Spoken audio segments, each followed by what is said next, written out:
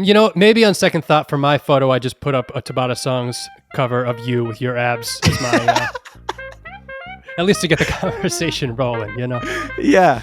I mean, yeah, we can double date. We'll just show up. We're a pair. That's right. Yeah, that's right. Hey everybody, welcome to the Quivr Show. This is our audio journal about family, life, business, and the search for our best selves. We hope you enjoy. Oh, is it time for a Quivr?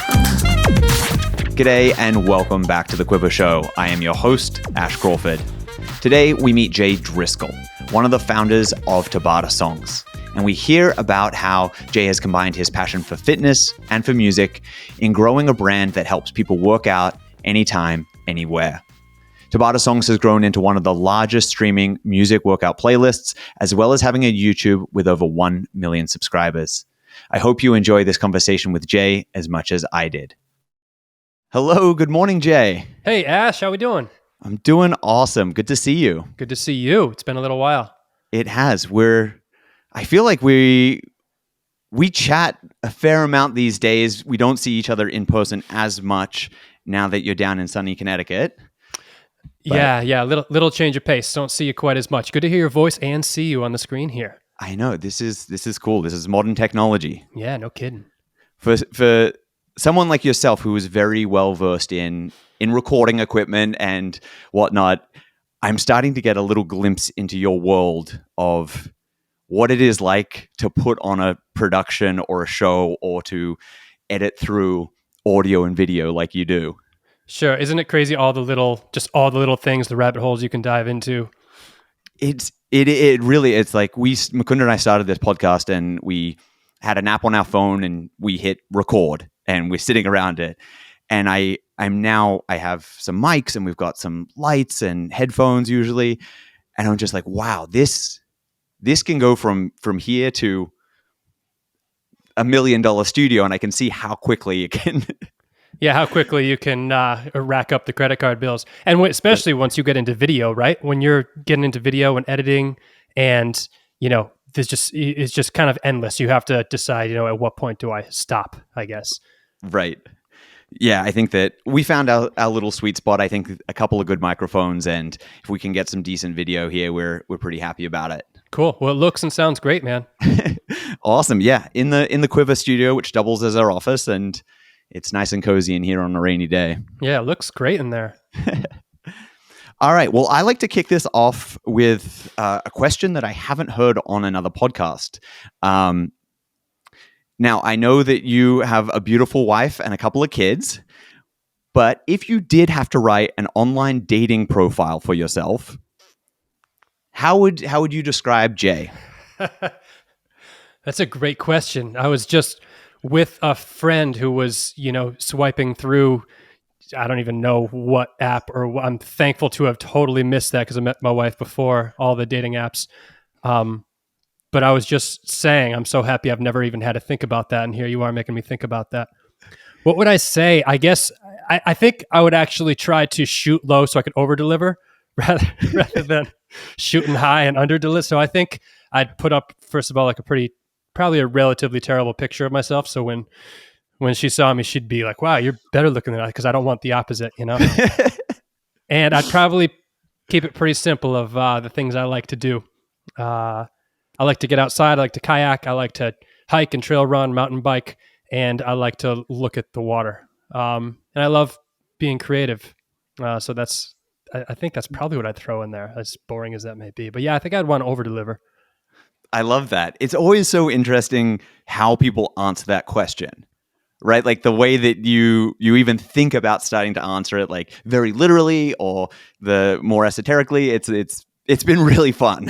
Yeah. In a quick sentence, has anybody asked you, if you were to, I know the same thing with you, you are happily married at this point, have a beautiful wife. What would you do if you were to do that right now? It depends. It depends on what phase of life I've been in. I definitely, Totally. I would throw up one of our Tabata Songs thumbnails from our YouTube, just holding a dumbbell way over my head. No, I think somebody did ask me this a few weeks ago, and I did think about it, and I think my bio line would just say, I'm in therapy for the rest of my life, if you are as well, like, let's go from there. It was like one of those, like, the shit test if I was to be dating, and that's like one of the most important things in my life, is that I'm working on myself constantly, and I know that it's a journey, not something that I can like just do for a little while and finish. So I think that would be my byline. Totally. I love that. Yeah. You know, maybe on second thought for my photo, I just put up a Tabata Songs cover of you with your abs as my, at least to get the conversation rolling, you know? Yeah. I mean, yeah, we can double date. We'll just show up. We're a pair. That's right. Yeah, that's right. Cool. So I was thinking about this, and like, do I try and approach it like, I don't know what you do, because we've been sort of, I've been working with you guys in various little capacities with your brand, but how do you like to describe what you do now in the professional world? Oh, great question. You know, I think I think I encompass the term jack of all trades, master of none very well. You know, it's well, I guess to back up what I do right now, like my main gig outside of being a father and a husband in the professional world, the main thing is I run this project that I co-founded called Tabata Songs. We make music for a specific workout called Tabata. And along with that comes a lot of video and web work and marketing and all that kind of stuff. So I guess, and in that, you know, it's a bit of audio recording, it's a bit of video work, it's a bit of web work. It's, you know, like an entrepreneur like yourself, it's a little bit of everything. But I feel like I haven't mastered any one of those things. But so, yeah, you know, it's funny when people ask me what I do, it sort of depends. Like if they're wearing a CrossFit, you know, New England shirt, I can very easily say, oh, I run Tabata Songs, and we know exactly what we're doing. If I'm talking to one of my parents' friends, they say, what do you do for a living? I say, oh, I do digital marketing, and the conversation stops right there. So what do I do right now? The simple answer is I'm a creator. I guess creator pretty sums it up. I guess I've been a creator since before I realized what the term was. Right. And I think I've probably got to interject there when you say jack of all trades and master of none. I've been involved in the creative space for a long time, and I think that you excel at an extremely high level in all the things that I've seen you do. It's been pretty cool to watch over the last 4 or 5 years. It's awesome, man. Oh, that's generous. Well, thank you. Yeah, it's been really cool. And so we were talking about Tabata Songs, and so what are the different outlets that you guys have for Tabata Songs? Like, can you talk me just a little bit through what that is? Sure. Yeah. So to back up, Tabata Songs is it solves a problem of how do I time my Tabata workout, which is 20 seconds on, 10 seconds off. Originally, the idea was, you know, of course, you could use a clock, you could use a timer. When we first started, the apps were just starting to come out back in 2012. Actually 2011. And what we did was we created music that basically coaches you through the timing of that workout. So it's 3, 2, 1, go on the work intervals, and 3, 2, 1, stop. And we try to match the music to it as best that we can, so you can feel when the stops and the goes are coming up. And so from there, essentially, it's almost like we're a band that doesn't tour, in a sense, because we provide music on all the digital streaming platforms like Spotify, Apple Music, YouTube Music, etc. And then on top of that, we also have a handful of, a bunch of videos, basically. Video is the other side, and YouTube, of course, being the biggest part of that. And we have an app, our own platform that we've been working on for a little while too. Right. So it's basically a big mix of audio and video wherever you access each of those things. Right. To basically help get people, or like give people a tool that can aid them in working out at home, basically, or wherever they are. Exactly. Yeah. And the originally the idea was, take it, use it at home, or use it in your YMCA group fitness classes, your CrossFit classes, whatever. You can just use this however you want. And then from the video side really started once we we started doing some, wanted to just share demos of how somebody might actually use this thing in their workout. Right. And since I was, kind of involved in the CrossFit community a little bit at that point, I focused on that and got some pretty impressive videos recorded, again, just to show how someone might use this stuff.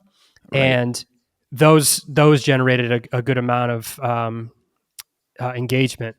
And then it was, once COVID hit, we turned a little bit more towards the follow along workouts that you can do from home, like longer workouts, not just a 4-minute demo, but like a 20-minute workout. You might see someone like Ash Crawford doing a 20-minute workout, and you see previews in like an upper window of what the next exercise is going to be. And people have found those really helpful. So we've leaned into those more over recent years.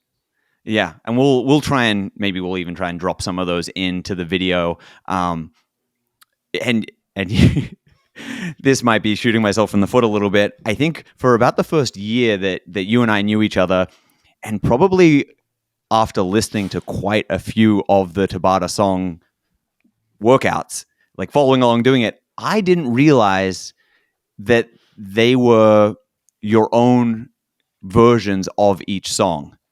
Like I remember like rocking out to them, and like some of the like the old school like 80s and 90s tracks that I was familiar with but not super familiar with.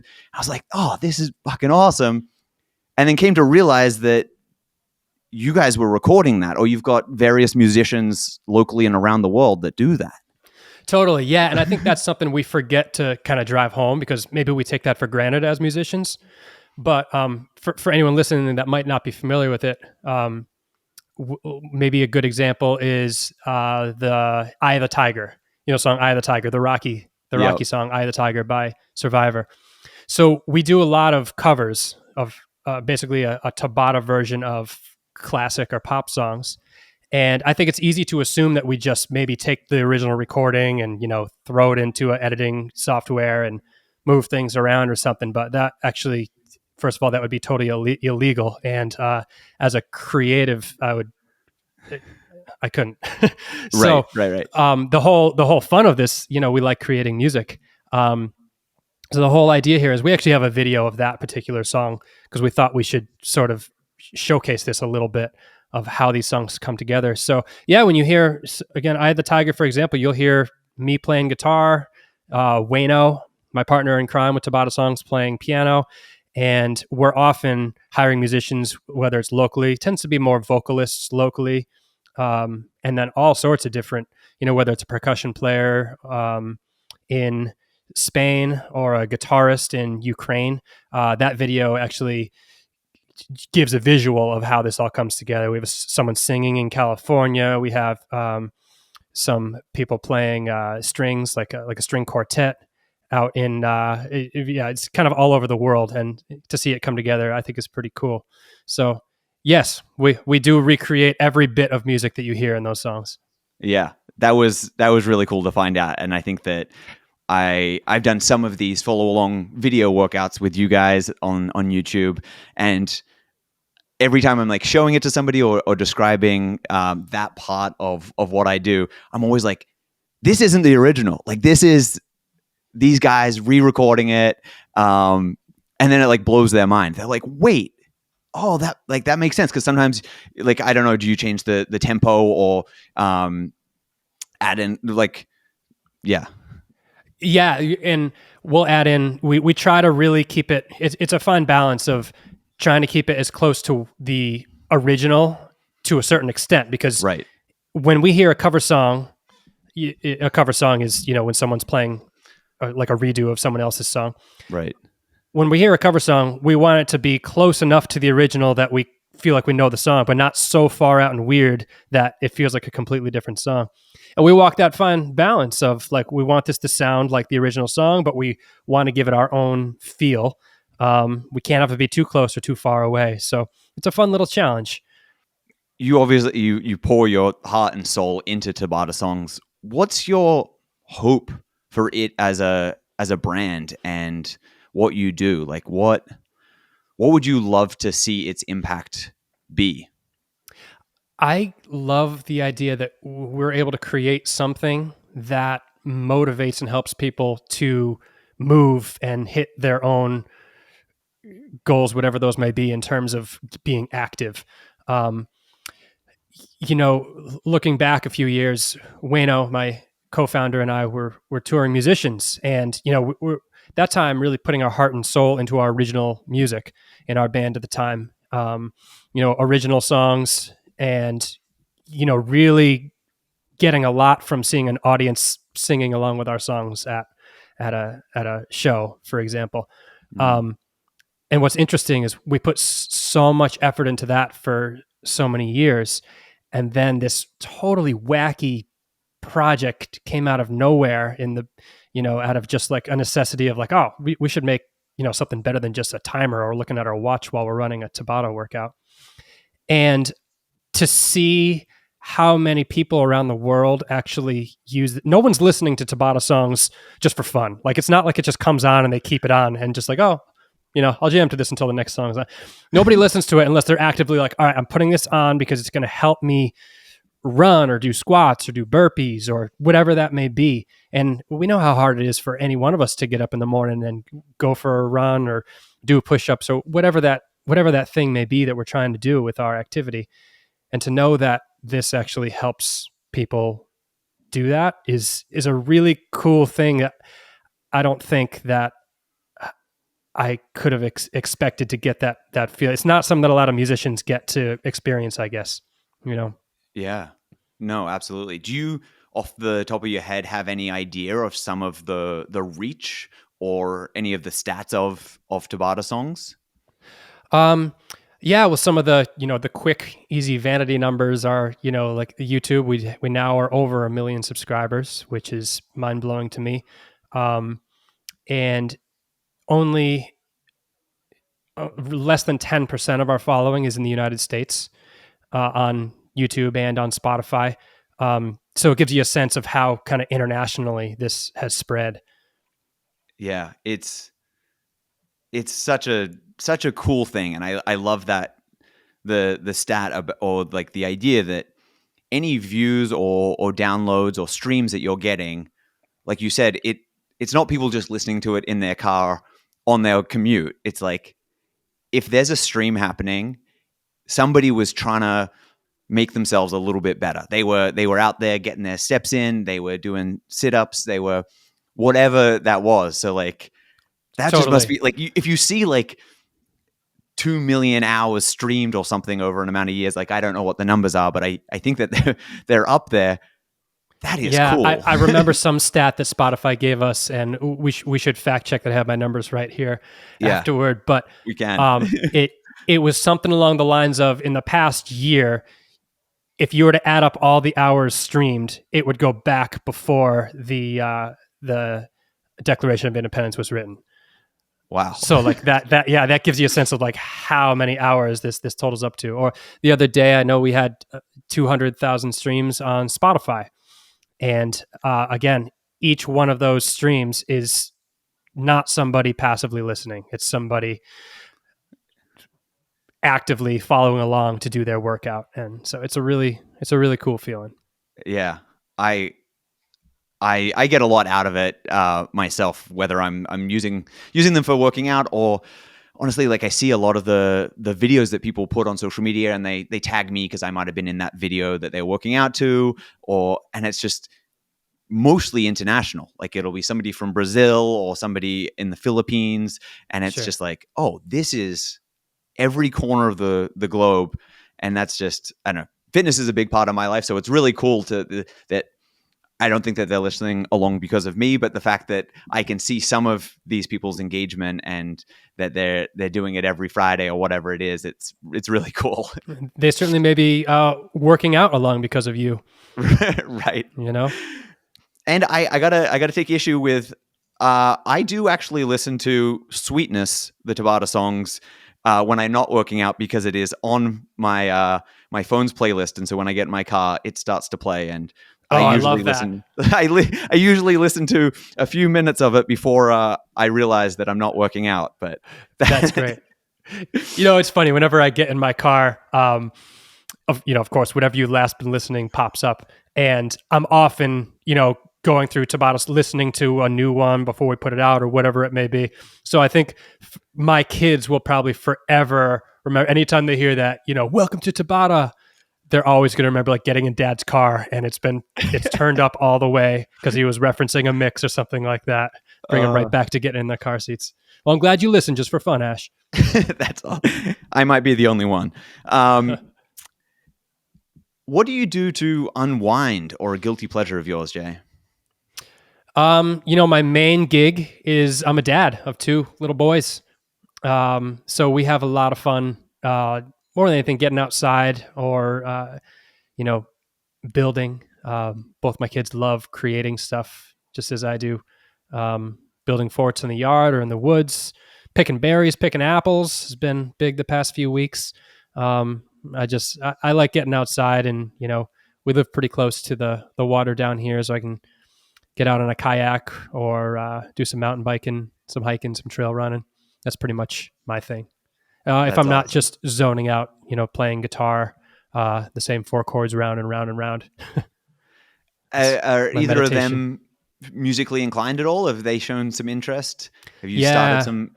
Yeah. For sure. It's funny that my oldest, who's now 8, he's been taking piano lessons, and it's amazing as a parent to see your child play a song that and he, it's funny from a young age. I used to play him a lot of Beatles, and then I would also show him my own band's music and videos. And there was a very clear point in his life where meeting my bandmates was the equivalent of meeting Paul McCartney to him. I tried to hold on to that, but he's realized that we're not that big of a deal. Right. And the youngest is actually he's got quite the little singing voice. So we're hoping that he leans into that a little bit. That's awesome. That's really, really cool. Yeah. I mean, I love listening to you guys play, and I actually caught former bandmate of yours, Will Evans, played a show in Amos last week. That's right. He was at the Drake, right? He was at the Drake, and yeah. I mean, anytime I get to see live music these days, it's awesome. But Will just puts on an absolute show. Yeah. And the way I was describing it to people is like, he plays stuff that makes you feel something. Yeah. Like in a way that you just can't get from your car necessarily, or listening to it on headphones. Like when you're sitting in a space and somebody is pouring their heart into a song, and it's just like you sit there in awe, and it's it's amazing. It's I give him so much credit. He's for those listening, he's the front man of our band, but he's continued on this solo career for years now. And I mean, he's, in terms of songwriting and performing, singing, the stuff that he does, it doesn't get a whole lot better than that. And check out Will Evans. It's some good stuff. Yeah, Wayno and I were actually supposed to be at that show, but it landed on the same day as our 1 mile race that we ran in New York City that we had signed up for 6 months earlier. So we had to hold each other to it. Yeah. How did the 1 mile go? Oh, fantastic. I don't know why they're not more popular. Is that 2 quick. Tabata songs for you? I was able to get it done in a little bit less than 2 Tabata songs, thankfully. Yeah. All right. Yeah, it was fun being able to sprint down the streets of New York. It was the 5th Avenue mile. And just go all out for a few minutes, and then hope you can stay on your feet afterward. That's awesome. What are you currently grateful for? I am so grateful for my family and our health. We do our gratefuls every night. We write them down in a little book at dinner, and mostly just to capture what the kids are grateful for at that age, because sometimes it's whipped cream, and reminds me, pretty grateful for whipped cream too, especially when we have apple crisp.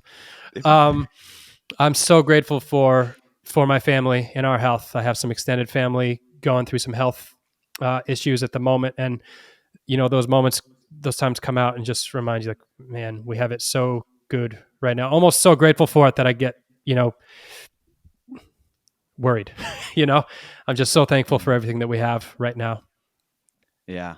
But also, I got to say how grateful I am to be able to have the freedom to create for a living, tying it back to the stuff that I've been doing the past few years. It's a privilege to be able to make things for a living and do what I love doing right now. So I couldn't be more grateful for my family, our health, and what I'm able to do. That's awesome. Yeah. This next question is like a little more convoluted, but follow along with me. Sometimes I like to break all of life's stuff into just like a couple of buckets. So picture work and family, your relationships, and then yourself. How do you balance those things for an entrepreneur who you can work around the clock, a father, and all of that? How do you personally find that balance or strive to find that balance? It's a hard balance, man. It's a work in progress, right? But it's a constant battle. I think a good battle, though. I think that for my wife and I, what has worked really well is just kind of, I like how you break that into buckets. It is really kind of setting those parameters that are totally necessary, especially between work and family.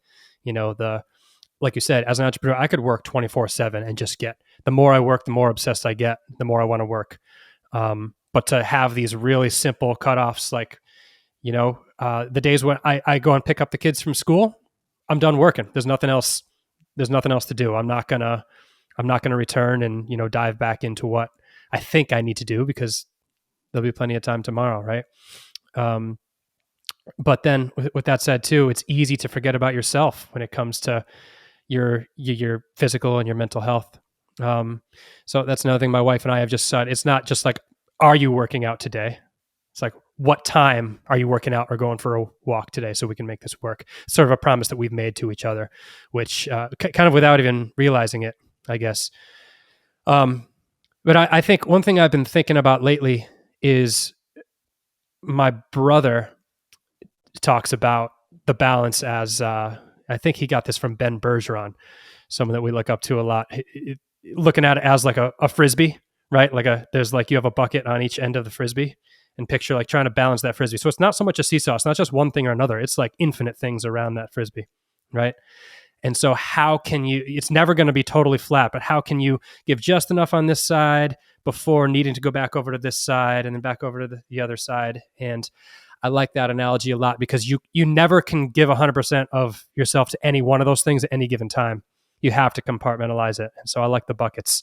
And if you can figure out how you're dividing up that time, you can give, maybe close to 100% of yourself to each one of those things at any given time. But it's hard to leave whatever you're doing in the moment. So that's the challenge. That's really cool. And yeah, thanks for sharing that. I haven't heard the Frisbee and the bucket analogy just that way, but it's something that I'm definitely thinking about, somebody who is an entrepreneur and have a lot of things going on, and have a small family at the moment, but how do I prioritize each of those things and set up systems and ways of doing it, so when my life does get ultimately more complicated with dependence or various things that I know come up in the world, and in life, that they can have a bit of a plan and a bit of a strategy to make all of those things as least stressful as possible and most enjoyable. Totally. And I feel like, as soon, at least from my own experience, as soon as I feel like, okay, I've got this locked down, I got this figured out, especially with kids, it all, hits the fan. Everything changes, whether it's with a newborn, like, all right, we got the sleep schedule figured out, and then they decide they don't want to sleep at night anymore. Or if it's, you got the schedule on the weekend set for whatever it may be, your plans, everything just changes so quickly and drastically as soon as you feel like you've got it figured out. Yeah. Yeah. So with all that's going on in the world in various avenues, how or why are you hopeful about the future? How or why am I hopeful about the future? Yeah. I think that I'm probably an optimist, maybe an over optimist at heart. Um, and maybe there's times I can feel unrealistically optimistic about things or people or intentions or the future. But man, I'll tell you, being a dad and being around not just my kids and having worked in schools, um, kids make me really hopeful for the future. Just seeing, a fresh wave of ways to look at things or problem solve or the kindness. I think that in general, my kids and their view on the world is like such a fresh look at what can happen, the kindness that we can have toward each other. And yeah, I don't know. I feel like I'm rambling a little bit there, Ash. No, it's all good. So then, if you're optimistic about the future because there's the next generation and you've got some children, you've been a teacher in various capacities, what's our role in sort of guiding that next generation? It's like we used to be the young ones. Now we're getting to be the generation above the next one. What do you see your role or responsibility as a father and a steward of that next generation, I guess? Oh, that's a great question. Um, with our generation, I love the fact that, and the next generation, I have nieces and nephews who aren't quite as young as my kids, but the teenage years, from at least from what I'm really interested in, relationships, mental, physical health, kindness, problem solving, maybe sometimes being the overly positive person to a fault at times that I am. I love the fact that we're able to really comfortably have these conversations. You and I are probably a prime example. Our dads, and I don't know your dad. I don't think you know my dad. But 30 years ago, I'd be willing to bet that maybe they wouldn't be so comfortable sitting down together and talking about their mental health or the anxieties or what they can do to better their relationships or how they can better balance their work-life balance, right? I think that our generation is probably a little bit further down the road with that than our parents' generation. And I have to believe that our kids, the next generation, is going to be even further down the line on that. And that makes me feel really positive about the future. Yeah. Having those open and honest lines of communication that, yeah, I think that you're right along that line, being able to communicate in that way. And I definitely seen that change obviously through the last couple of generations. And it is something to be hopeful for, I think. Totally. And, it's nothing to knock our parents or our grandparents' generation or anything. But I think it's so cool that, we can be very comfortable talking to each other or our kids or friends or whatever it may be about things that make us really anxious, or maybe our mental health isn't where we know it should be. What Right. do we feel? And what's causing that? And what can we do? How can we help each other with that? I think it's pretty cool that we seem to be moving to a place, at least as a culture in general, where that's more of a norm to talk about those things. Yeah. All right, just a couple more here and some more like little rapid fire. Hit me with it. You've got 30 minutes for a quick workout. What is your go-to? It's either going to be a Tabata or an EMOM. I love with 30 minutes, that'll give me 20. I can get 28 minutes of Tabata. So that's maybe a circuit of maybe I'll do push up, pull up, squat, and maybe I'll hop on either a jump rope or a machine and just cycle those for 30 minutes. My other favorite is doing an EMOM. I like to pick 2 or 4 movements and just every minute do 10 reps of that thing. And by the end of that 30 minutes, I'm toast. Love it. Do you know how many Tabata songs you guys have produced and put out into the world? Roughly 160. What is your favorite? What is my? Usually it's the newest. To be honest, right now it's "Dance the Night." We did a cover of the Dua Lipa song that was in the Barbie movie. Yeah. That one The newest, slaps, as they like say. the one that's freshest, the one that you've just sort of labored over and then put out into the world. That makes sense. Totally. But there's a few songs I love going back and listening to. If you get a chance to look and listen to like the original, our Rocky Tabata song, so not Eye of the Tiger, but just the Rocky theme song, Gonna Fly Yeah. Now. Listen to same thing with the Eye of the Tiger. Listen to the string parts and the bass playing and the drums and the vocals and just listen to all those little parts. And it's kind of mind blowing when you really dive into it. I love that. So you know me relatively well. We've become pretty good friends over the years. You know where I'm at in my life in the work that I do with Quivr, and Heather and I just got married. What book would you recommend that I read next? Do you plan on having kids someday? We do. Yeah. Hunt, Gather, Parent. Hunt, Gather, Parent. Yep.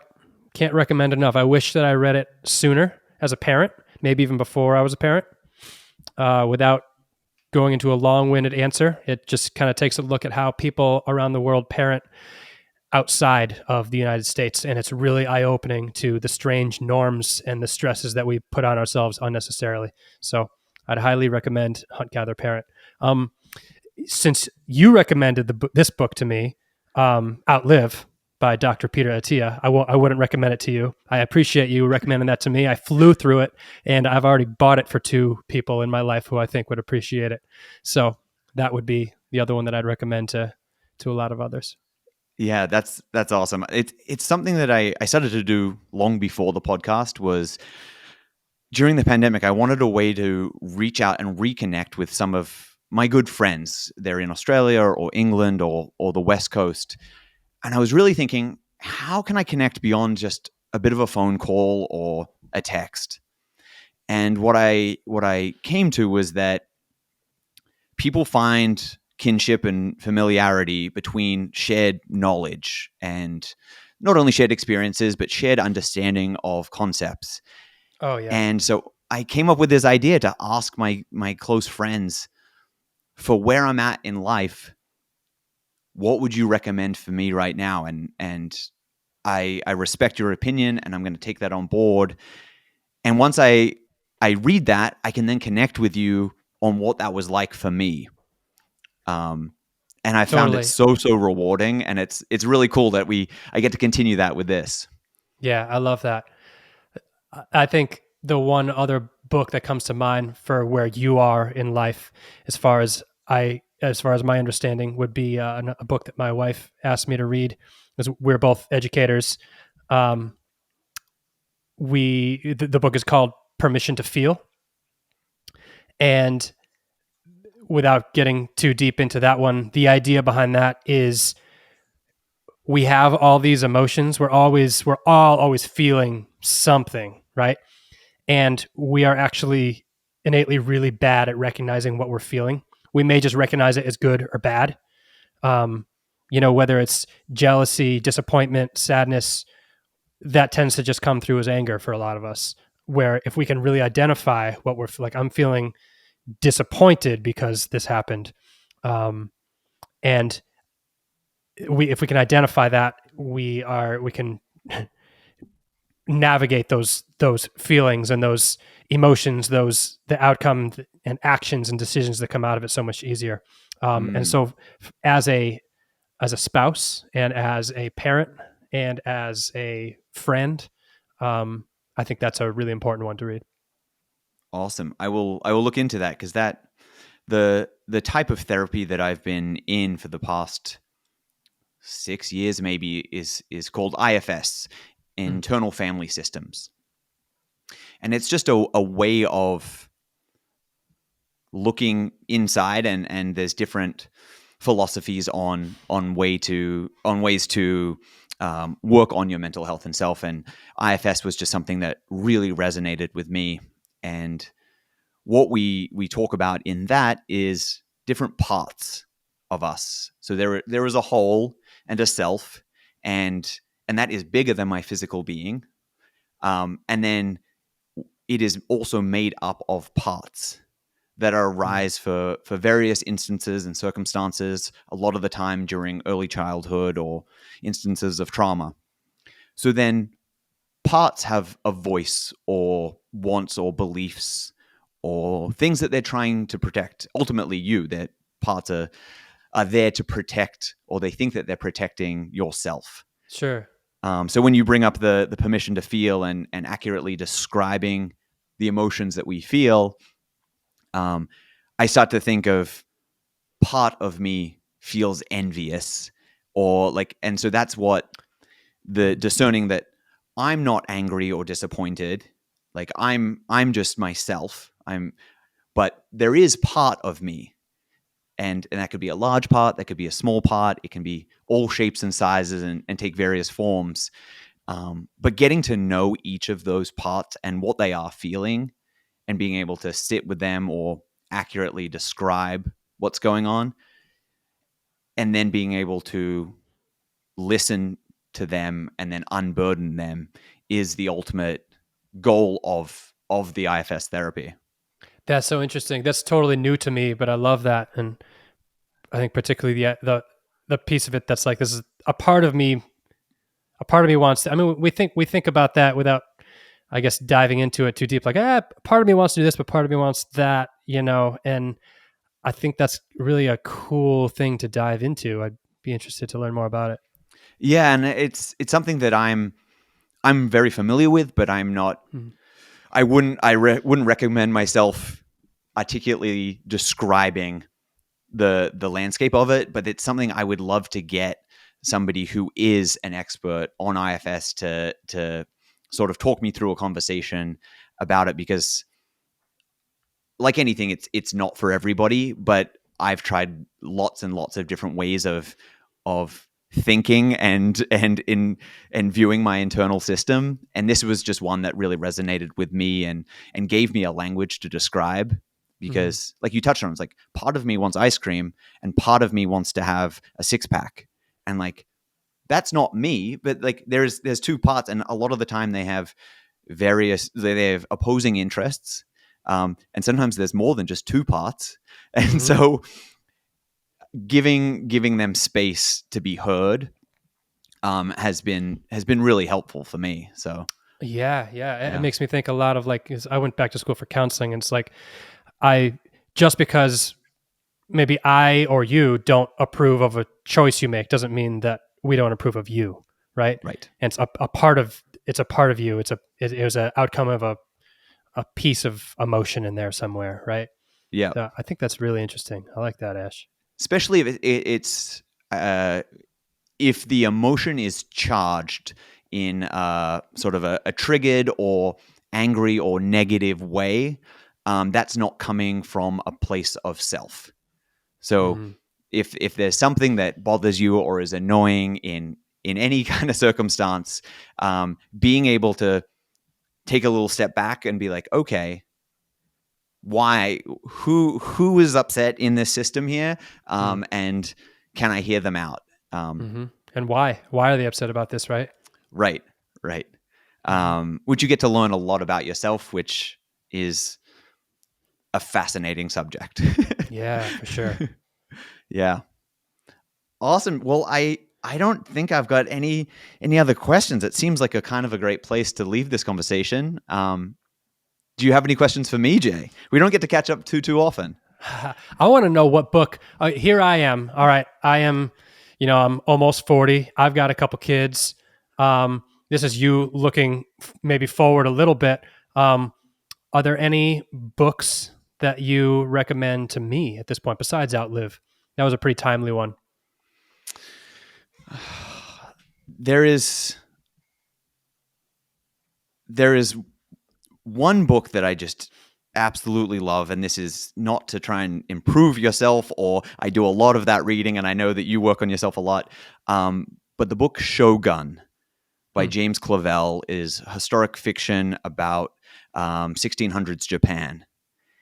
And it is just an incredible story that immerses you and makes you feel like you are in feudal Japan, and what people believed and why they made the decisions they did, and the power between the different rulers of the time and the European influence as they were first sort of interacting. And it is just a fantastic novel. Cool. That 1600s Japan is about as far outside of my my understanding and regular circle. I'll dive in. Yeah, Cool. it's one of those that, and it is the start of if you do enjoy it, I think it's a 6-book series called the Asian Saga, that sort of has a thin thread that connects through the next 400 years. So, wow, cool. Yeah, That's but it awesome. is a fantastic standalone. It's funny. I feel like I find myself gravitating, at least right now in my life, as I'm trying to do the juggle, towards, call them self-help books, I guess, call them, I don't know, they're in the self-help section of most libraries and bookstores, so I guess that's what they are. But reminding myself to don't forget about the magic, the music, the novels, the fiction, I'm not a science fiction guy. My wife loves science fiction, and not forgetting to give yourself that fun stuff. I like to call it the magic, Yeah. Gotta keep the magic. Keep the magic happening, Ash. Cool. Thank you so much, man. Thank you for taking the time. I really, really appreciate it. And I look forward to our next workout together. Me too. Looking forward to it. Let's make it happen. All right. Hey everyone, Ash here again. Just wanted to say a special thank you and offer you 20% off everything over at drinkquiver.com. So if you're interested in any of our coffee and teas or apparel, use code podcast at checkout for 20% off as a little thank you for listening. We'll see you next time.